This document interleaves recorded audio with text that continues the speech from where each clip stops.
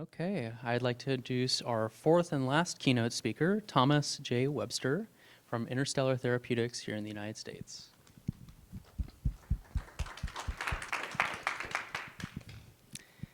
Thomas Webster's degrees are in chemical engineering from the University of Pittsburgh and in biomedical engineering from RPI.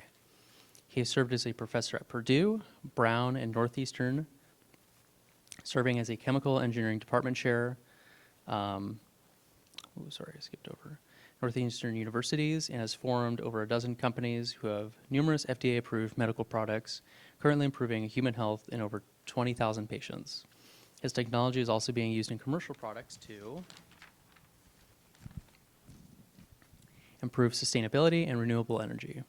He is currently helping those companies and serves as a professor at Brown University, Savitha University, Vellore Institute of Technology, UFPI, and others. Dr. Webster has numerous awards, including 2020 Top 2% Scientist by Citations, according to PLOS.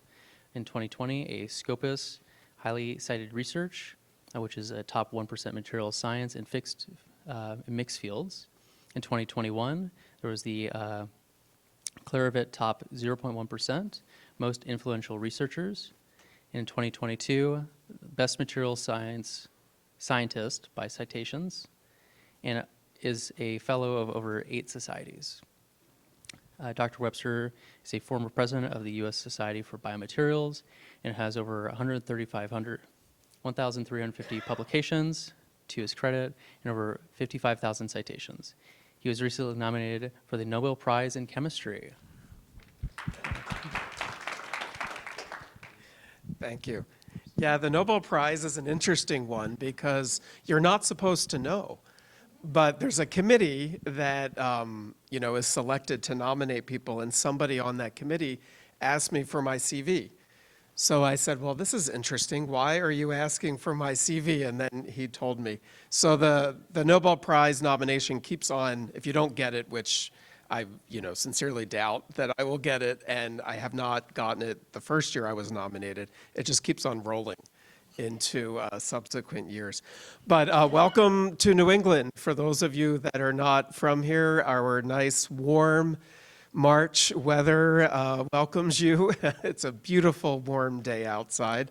I'm right down the street. If you're not familiar, Brown University is in Providence, Rhode Island, about an hour on a good traffic day to Waltham, to where we are right now. So I wanted us to think a little bit differently about cancer, and what we have been trying to do through the years, I guess throughout my 25-year, 30-year career, is think of medical devices that are used for cancer patients. So most pressingly, what I'll talk about are orthopedic implants. So if you have osteosarcoma and you have a tumor that's removed, obviously if it's big enough, you need an implant if you want to have any kind of return of motor function. So we've been trying to develop implants that do a number of things for osteosarcoma and all cancer patients that need a medical device, keep cancer from coming back. And we've been trying to do this without using drugs. And we've also been trying to do this understanding the increasing prevalence of chemotherapeutic resistant cancer cells.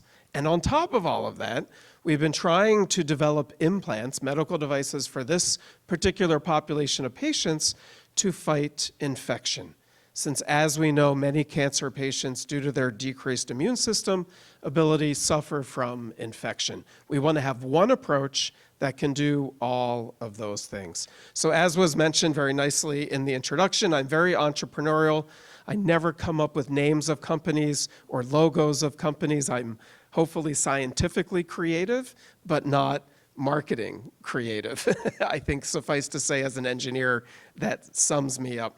But I do, of course, need to highlight that these companies have formed out of research from my lab, so I have a financial interest in all of them. I'm not CEO of any of them. I don't want to be CEO. I'm Chief Scientific Officer of all of these companies, and we run these companies out of an incubator about a half an hour away from here. So please keep that in mind, my disclosure. I also like starting these talks taking a step back and thinking about our global healthcare system. I never want to be specific to a certain country, but to really think about our global healthcare system and hopefully impress, I think this audience understands, hopefully impress that we're in a bad place in our healthcare system. And I hope we appreciate that we have to be creative. We have to think out of the box. We have to change things that we're doing in our global healthcare system. And of course, as probably most of us know, one of the most pressing statistics, I would say depressing statistic, is that our global lifetime expectancy is going down. It's actually decreasing. And while many of you would probably say, well, gee, Tom, that's because of COVID. And I would say you're right. And I would say there's a lot of failures that our healthcare system, that were exposed in our healthcare system through COVID. I would make a strong argument that if our solution to a nanometer virus, SARS-CoV-2, is to tell you to stay home and not interact with other people, that's a huge failure. And we are all returning back to normalcy. We still have COVID deaths, but have we really thought about these problems that came out of COVID-19 that led us into COVID-19 to develop better healthcare solutions? And the important thing to keep in mind with global life expectancy is in the United States, in Germany, in some really highly industrialized countries, life expectancy was going down before COVID. So we can't blame everything on COVID. We really have to take an honest look, and as a scientist, as an engineer, I think technology could really help us. So here's another, list of things that I would think many of you would agree are problems in our healthcare system. Overcrowded hospitals. I happen to think going to a hospital for a healthcare problem is pretty old-fashioned. It's kind of, to me, the analogy of a horse and buggy versus a jet or an airplane. We're still in horse and buggy mode. And there's no reason today, with the development of sensors, the development of at-home diagnostic kits, therapies that you can potentially use at home, why we still have to have this concept of a hospital, where clearly that is affecting people's health. We have barriers to even entering those hospitals. In the United States, we have economic barriers. In other parts of the world, they could be geographic barriers. One of the great things that COVID-19 taught us, and it taught us many things, is psychological barriers. There have been wonderful studies to highlight if you look like me. I'm 52, I'm a Caucasian, I'm a male, I'm less likely to go see my doctor for help than other ethnicities, and other sex, female or otherwise, and in terms of other activity levels, et cetera. That's a problem. Because if one thing COVID taught us, what affects one person can end up affecting us all. Right? In that very eloquent speech about vaccines, we have something going on in the United States called measles, which could end up affecting a larger population than those who just decided not to get vaccinated. So we also have medical devices that fail. It might not surprise you. We don't have one single medical device that's used in your body that's 100% successful. All of them have failure rates. Whether it's a knee implant, hip implant, vascular stent, neural probe, whatever it is, they all have failure rates. So clearly we need to do a better job in looking at our medical devices, and I'm obviously going to emphasize that in this talk as it pertains to cancer patients. And I also would make an argument of our over-dependency on drugs to fix everything. If you even think of the last time you went in to see your primary care provider, probably the result of that visit, if you had a healthcare problem, was a prescription. Go to CVS, go to Rite Aid, you go to your local drugstore, pick up a prescription. Well, I think we have enough examples in medicine that drugs should not be our solution to all of our problems.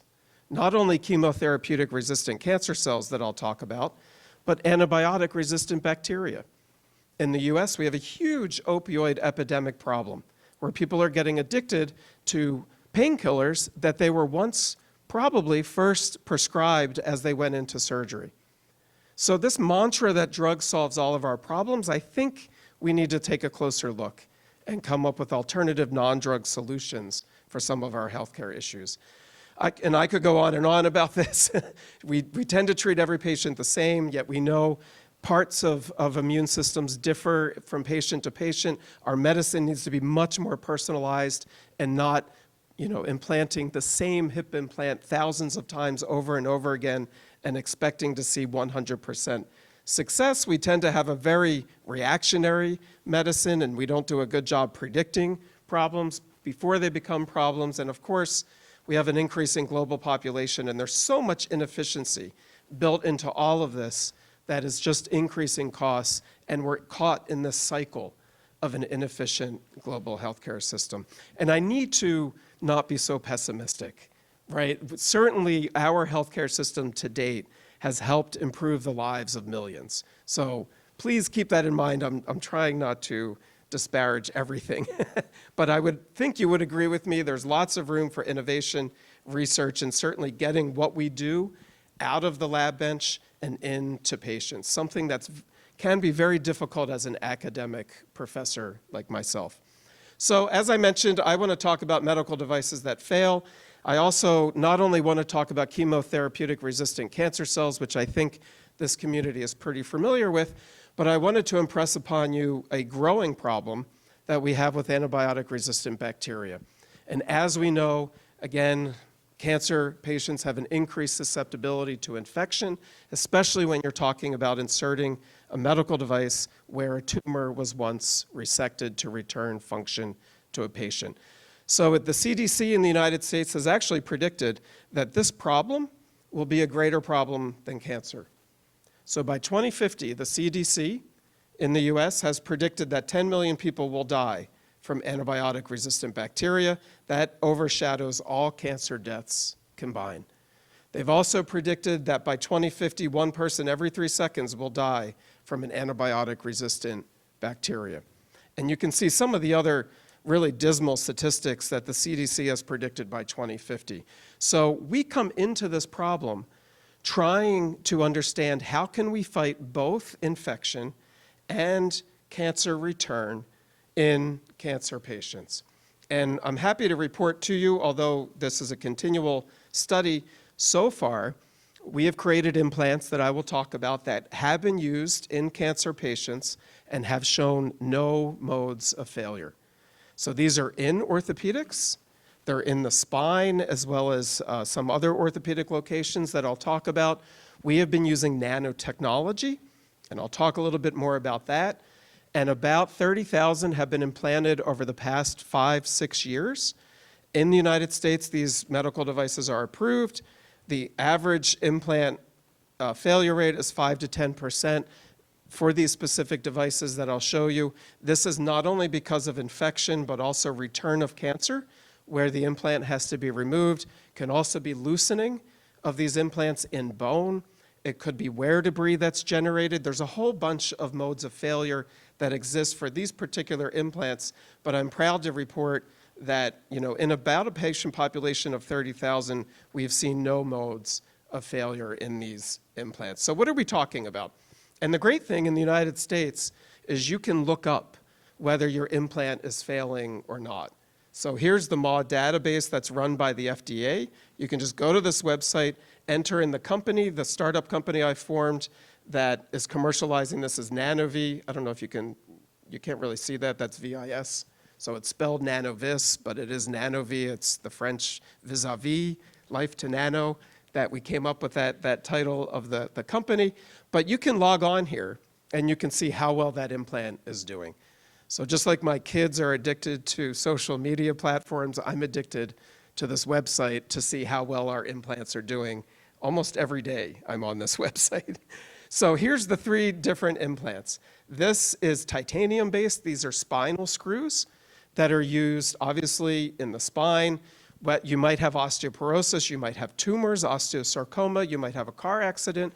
A number of different reasons would necessitate the use of these screws really to separate the vertebrae. So this is the most implants have been used in this patient population, about, again, 30,000. We created a nanotexture on these spinal screws that I'll show you in a moment that we believe is why we've had no failure in these devices.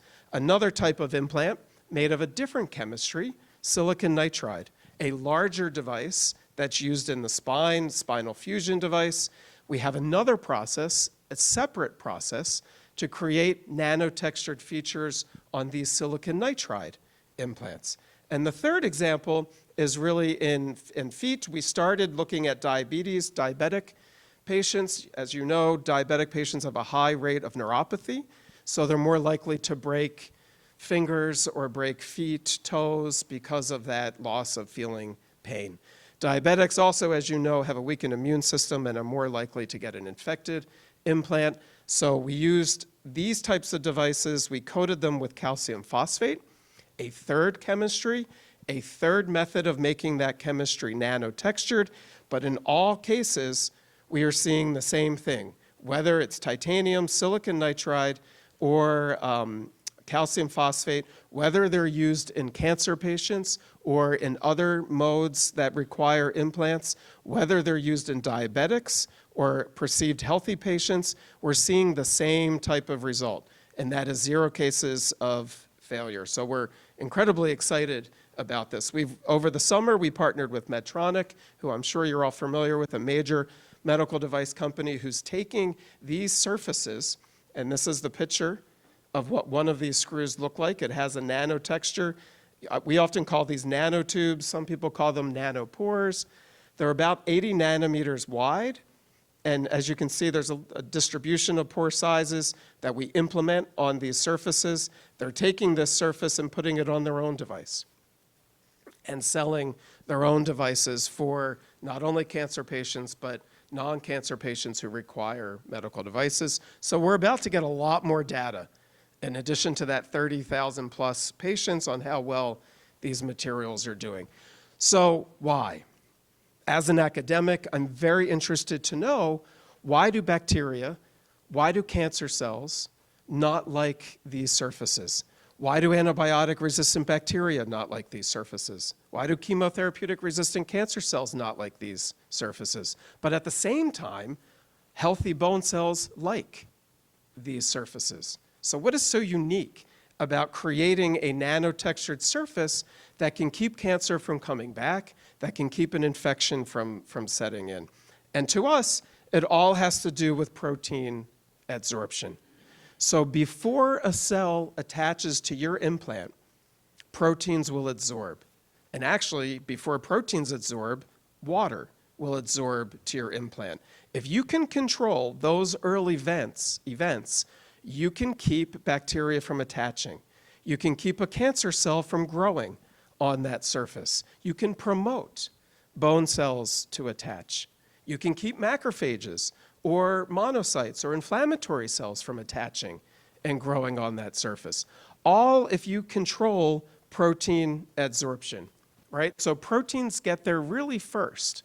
So that's our design criteria. If we change what proteins adsorb from the fluid around the implant and control, get ones to adsorb that resist bacteria, resist cancer cells, we can have a successful implant. And that's exactly what we have done. By creating nanotextures on any chemistry, we have changed what's called surface energy. You change surface energy, you can change what proteins adsorb. So here's a great example of how you can use nanotextures to change surface energy. We had a project with Apple. These two devices might look familiar to you. Anyone know what that is? That's a cell phone protection case. So we had a project with Apple to develop nanotextured cell phone protection cases to keep bacteria from growing on your cell phone protection case. So we created a certain nanotexture on these devices to make it hydrophobic. And I'll show you this movie in a second, but I wanted to also highlight, this is also an Apple product. It is the iWatch protection case, right? So I have an iWatch here. So a protection case that has a different nanotexture to make it hydrophilic. So as you can see in these videos, here comes a water drop. This water drop is going to spread completely on that surface. These are the same chemistries, titanium, but this one's super hydrophilic. This one is hydrophobic, all because we've created a different kind of surface. So you can see that water drop balling up. That's important because if you change surface energy, you will change what proteins adsorb, and you can endogenously adsorb proteins that repel bacteria, repel or stop cancer cell growth, and then promote healthy bone growth. And that's exactly what we have done. And the important part, too, from an FDA point of view, is if you can do this on existing implant chemistries. So maybe you have polymers that are being used to regenerate bladder tissue after a bladder tumor is removed. If you regenerate or create nanotextured surfaces on a polymer that's already approved for implantation, you can get quick FDA 510K approval. So these materials, titanium, that we're using in the screws that I showed you, they were already being implanted, they just didn't have a nanotexture. We did not change the chemistry, we only changed nanoscale roughness. And we got FDA approval in 6 months because of that. So we were able to more quickly help patients because we're not reinventing the chemistry, but we're changing that roughness at the nanoscale. So here's how you could do the same thing, right? If I was purely a business person, I probably wouldn't tell you this because this is the secret on how you could take an implant that's being used to treat a certain cancer or regenerate tissue where a tumor once was, and you can create it to resist infection, resist cancer return, or promote tissue growth. So step one, and we've worked with a lot of companies doing this. If anybody wants to collaborate with us, give us an implant. Obviously, if you do this yourself, you skip a step, do it on your own. Step two is we need to figure out what is the energy of the material you just gave us. What's the starting surface energy? We use contact angles. So you put a drop on the surface, you measure the angle, you plug it into step three, something called the Owens-Wendt theory. This is how you can go from angles that liquids make on a surface to surface energy. This slide is the tricky stuff. This is what we learned through 20 years of research. We developed an equation. Here's an equation that you plug in that energy we just calculated, and we know what energy your implant needs to be for orthopedics. We know the energy of an implant and what it has to be to keep infection from occurring, to keep cancer from growing, to minimize inflammation, to promote bone growth. And that energy is this, 42.5 millinewtons per meter. We plug that in right here. So obviously this energy comes from the fact that there are proteins in your body that have this energy that will resist cancer growth, resist bacteria growth, etc. So all we're doing is matching the energy of an implant we want to create with these proteins to get them to adsorb. Okay? So you plug that in there. This is the energy again that we just calculated on your material. We have this rho factor. This is for titanium. We have a different number for calcium phosphate. We have a different number for certain polymers. And then this REFF, as you might imagine, is roughness. This is what you back calculate in this equation. What roughness should you put on these screws that are being used in cancer patients or in other types of patients to improve bone growth and inhibit infection and cancer return? Okay, you can think of it also in a graph form, right? This is just a line equation. Surface energy versus roughness. So we know we want 42.5. This is where we started. This is the implant you gave us. We just read along the line until we get to 42.5, read down, and that roughness is 60.5 nanometers. So that picture I showed you with the nanotubes on the screw, that's a roughness of 60.5 nanometers. So we did exactly these steps when modifying those screws to reduce infection, reduce cancer return, etc. And now in humans, we're seeing kind of the value of this, following this equation, following these steps really to reduce or increase, I should say, implant efficacy. Step 6, of course, the last step is how are you going to create that roughness? There's many different ways, as I described, that you can create a nanotexture on an implant.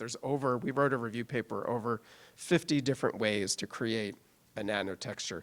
So again, we followed those steps. We used real science. You know, one criticism of nanotechnology is that it's mystery science, right? Creating these small features at the nanometer level are doing mysterious things. Well, no, not for us, because we followed that series of steps. We created a surface that was 60.5 5 nanometers in roughness, and now we're seeing human clinical data supporting our thinking.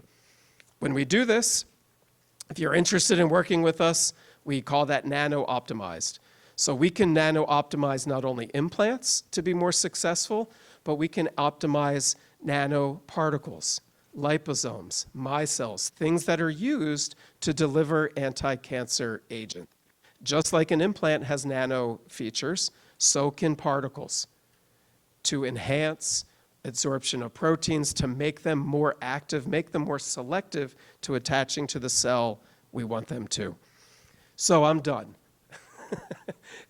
I still cannot believe that I was on a project. I remember the first day, I was a professor at Purdue University, the first PhD student I had, took these materials, modified them to have those nano features, had a little beaker, a little lab setup, and I still can't believe that we've taken it all the way through, not only starting a company, getting FDA approval, but we've taken it all the way through, and now we're in humans. So in many aspects, I think my career is done. And I'm ready to, this is in San Diego, I'm ready just to sit in San Diego and watch the sunset. But of course, as we all know, we're not done, right? Scientists are actually, not in a bad way, but some of the most perfectionist people that exist. So we're always looking to improve something, right? So we're trying to take this idea many different areas. And obviously, since we've already had some of our implants in cancer patients, we're trying to look at this even more and seeing what can we do more for nanotechnology in fighting cancer. And here's a list of, I think, problems in treating cancer today. And again, we could add to this list and probably talk about this all day. But I think some of the things that affect me as a biomaterials person, as somebody who likes to design delivery vehicles for drugs that other people develop, I would point to a couple of these. I would point to lack of specific cancer cell receptors that we can target our nanoparticles to. I would point to things that we're really reacting to after somebody has a tissue mass, and we're not doing a good enough job predicting or being proactive enough to keep some of these few cancer cells from forming a tumor. So there's a lot of biomaterial type issues that I think we can address, but certainly if you've been following this field, there are a lot of people looking at nanotechnology for cancer treatment. Whether it's, I think you probably have heard of this term, theranostics, whether it's developing nanoparticles that can both be the therapy and the diagnostic tool, or whether it's just you're using nanoparticles to label bone cancer cells to make sure they were all resected during surgery before putting in the implant. There's a lot of activity in this area, but certainly we have seen, as I hoped I impressed upon you, nanotechnology can make more reactive surfaces, increase surface area on a particle, on an implant, and those materials can do better at identifying cancer cells, reducing cancer cells, nanoparticles that can infiltrate tumors, infiltrate cancer cells, and not use drugs, but be interactive with infrared light, with different different wavelengths of light to kill cancer cells, again, without resorting to chemotherapeutics that have side effects.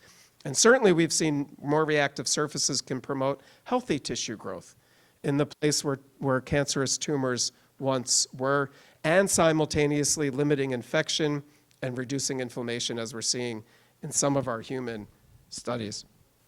I know I'm right before lunch, so I'll go quickly through the rest of my slides here. But here's some particles that we're developing in the lab. These are not commercialized. These are not FDA approved. But you can think of making these kinds of particles, right? 10 years ago, people were making gold nanoparticles, iron oxide nanoparticles, silver nanoparticles that were completely spherical. And these particles interact with different wavelengths of light to heat up. And that heat obviously can kill a cancer cell because a cancer cell is more sensitive to heat than a healthy cell. So is a bacteria, by the way. So you can use those same particles to not only kill a cancer cell, but if you target them to bacteria, you can kill the infection that cancer patient might have. Well, we and many other people are reporting that not just spheres, but thinking of these very diverse, we call these stars, nanostars, where you have these facets where you can functionalize to attach to the intricate membrane of a cancer cell, are much more effective. The surface area gives them much more photothermal properties. Higher surface area, more photothermal properties. They're more susceptible to wavelengths of light to increase heat. I think I'll skip that in the interest of time, but obviously here's what I'm talking about, where you have certain nanoparticles that penetrate a cancer cell, whether they attach to the cell membrane or integrate into the cancer cell. You use a wavelength of light, and you can cause those cells to just heat up on their own, which will kill the cell, or you cause those cells to release reactive oxygen species. They're intracellular, so because of that high surface area, they can kill the cancer cell in that way and not kill healthy cells. And there are other unique properties you can use. Another thing that many people in the nanoparticle for cancer treatment propose or state is the EPR effect, the enhanced permeation and retention effect. Tumors are highly vascular. So if you have a particle, nanoparticle, as opposed to a micron particle, it's more likely to accumulate in a tumor that is highly vascular. So you can use that obviously as a passive way to help treat a tumor. If you have more particles going to a highly vascularized tumor, then you have more particles that can be excited through these photothermal properties or other types of external mechanisms to kill that cell. So problems, though, that we're still dealing with in this field is with all nanoparticles, we run into this problem. One is biodistribution. So these are just some studies that are very esoteric, but to break it down, nanoparticles are very difficult to control to go specifically to the cell, specifically to the tumor you want. Obviously, they're very small, and they can accumulate in kidney, in the spleen. Some of them can even pass the blood-brain barrier, and if you're not intending on fighting neuroblastoma, that's a problem. So biodistribution is a huge problem with nanoparticles. Functionalizing them to go to the specific tumor, go to the specific cell is very important.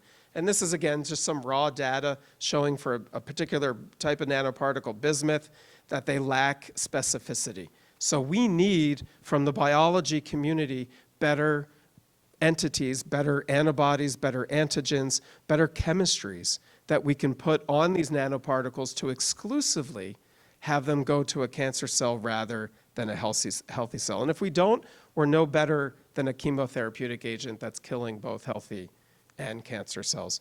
The other problem that you see all the time in the literature with nanoparticle approaches is, yes, we can slow down tumor growth, but is that good enough?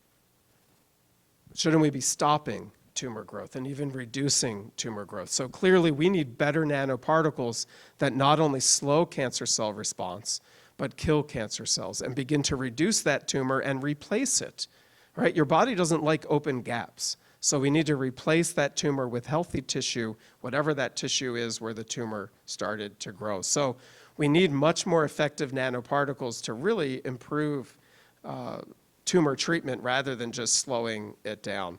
So I talked about this.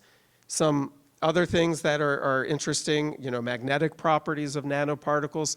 Cancer cells can die under certain magnetic fields. So you can use iron oxide or magnetic nanoparticles to target them inside of tumors, use a magnetic field again to heat those up to kill that cancer cell. And we have seen many nanoparticles have these thermoresponsive properties where they heat up and can kill cancer cells. We also see near infrared as a very exciting wavelength. Here in New England, I'm sure this is happening around the world, people are building near infrared saunas in their backyard. You sit down in the sauna, turn on the near infrared. It improves blood flow. So it improves treatment of pain for arthritis and things like that. It also can activate nanoparticles to treat tumors. So lots of exciting things, not only for these kinds of implants that have nanotextures, but nanoparticles that can be used with those nanotextures. And here's, I didn't have too much time to talk about this, but I wanted to present some papers that we published where nanotextures have been shown to reduce cancer growth. And this ties into what I was talking about in the beginning. If you create the right nanotexture, you create the right surface energy that can absorb proteins and keep cancer cells from growing on a surface. We also know cancer cell membranes have different stiffness than healthy cells. So if you have kind of a bed of nails type nanotextured surface, you can also stop cancer cell growth from occurring on an implant surface. So we've created nanoparticle surfaces, nanotextured surfaces on polymers commonly used, and we have a lot of data showing that you can start to reverse the trend without using a drug, stopping cancer cell growth and promoting healthy growth. Uh-oh.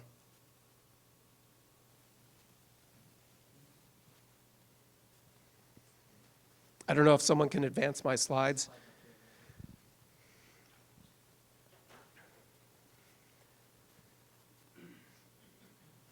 I'm pretty much at the end anyway.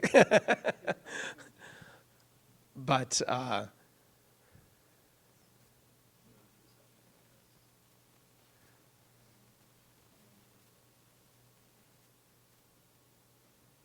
that's okay. I can summarize the talk. I think this was one of my last slides. The only other thing that I was probably going to mention in the slides is we are developing sensors.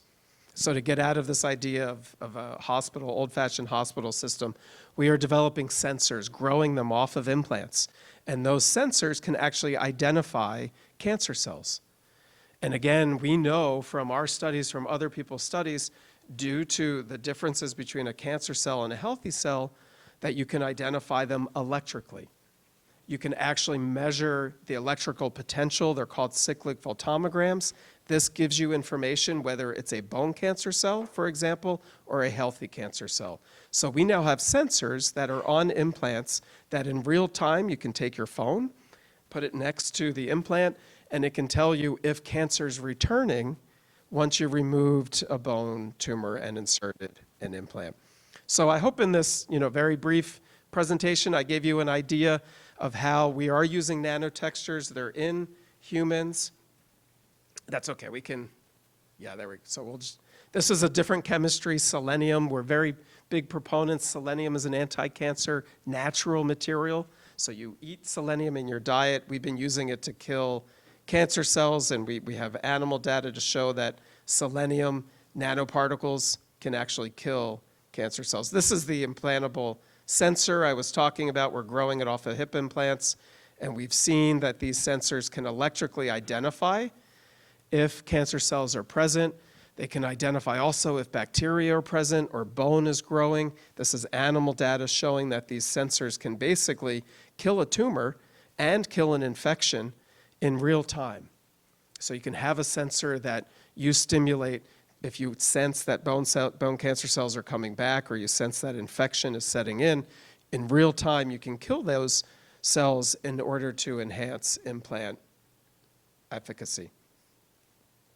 Okay, so I think in the interest of time, the summary, I hope I impressed upon you that nanotechnology is in humans. Implants can be nanotextured to improve implant efficacy. I hope I gave you the fundamental information behind that: surface energy, control of initial protein absorption, getting approval of implants quickly through the FDA so they can help cancer patients now. And then I hope I gave you a little bit of the future. The problems with today's nanoparticles, what we have to overcome, biodistribution, selectivity, and some new approaches. Implantable sensors that in real time can determine if you have cancer cells, using selenium as a novel element on the periodic table that has inherent anti-cancer properties. Of course, funding agencies, my most important slide in this whole deck, the lab group. We're at Cheesecake Factory enjoying some food, but certainly these guys do all the hard work. And I love this one. This is, we have an active program in the heart. We're creating cardiac organoids. So we're growing heart tissue in the lab and then implanting it into animals. We're obviously not into humans, but this is one of those materials. You can see it beating, thumbs up, because cardiomyocytes are in there and causing a beating organoid. This only happens if we use nanomaterials because they're highly conductive in all of the nanotexturing we had talked about before. So please reach out if you want to collaborate in this nano world at all. I definitely appreciate the invitation to come, and I look forward to the rest of the conference. Thank you. I think we have time for one question, if anyone has one. There? Yes.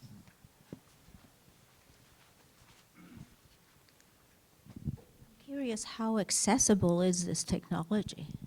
Yeah, so it goes from the already accessible, like the orthopedic implants that are in humans now, to we have a lot of work to do to make it accessible, these sensors, for example.